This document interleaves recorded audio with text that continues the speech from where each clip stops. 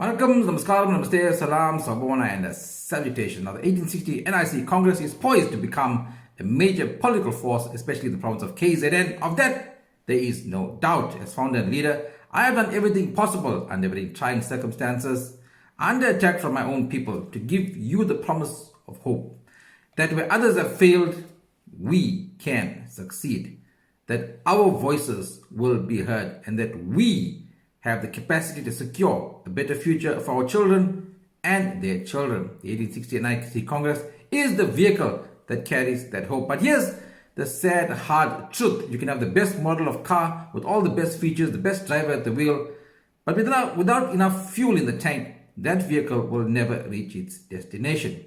Now, my independent campaign proved this.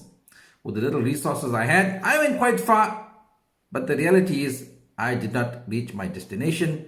I did not get the seat, and we did not get the representation at the highest level of government in this province. And the further reality is that those who had the means, the resources to fill up the vehicle, sadly failed to do so. Now, in the past few years, I have literally put my life on hold to assist others. There were times when I was handing out hampers, but in fact, I needed a hamper for myself. Look, I have the passion and the capacity to turn Indian politics in this country on its head. But I cannot do it part-time, trying to earn a living in between all that.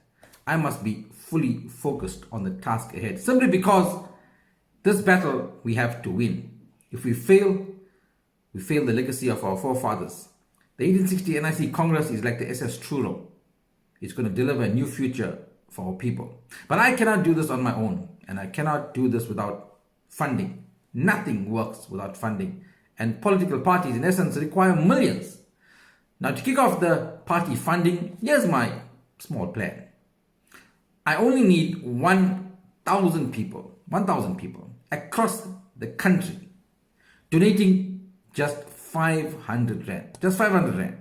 1,000 people donating 500 Rand gets us 500,000 Rand. And that sets us on our way. Now, 90% of you watching this can afford that once-off fee of 500 Rand, and that's a fact. In fact, 1,000 people across the country can afford to donate 1,000 Rands, which can net us 1 million Rands. It's as simple as that. But you must want to make that small sacrifice. For those who genuinely can't afford the 500 Rand, any contribution will do, but please do contribute.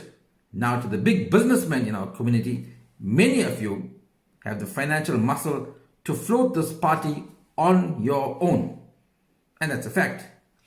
And your contribution can help shape the future of the Indian community in this country. Now, bank details are supplied at the end of this video. With payday coming up, encourage friends and family to contribute. Even if you can't afford it, you must know at least one person who can.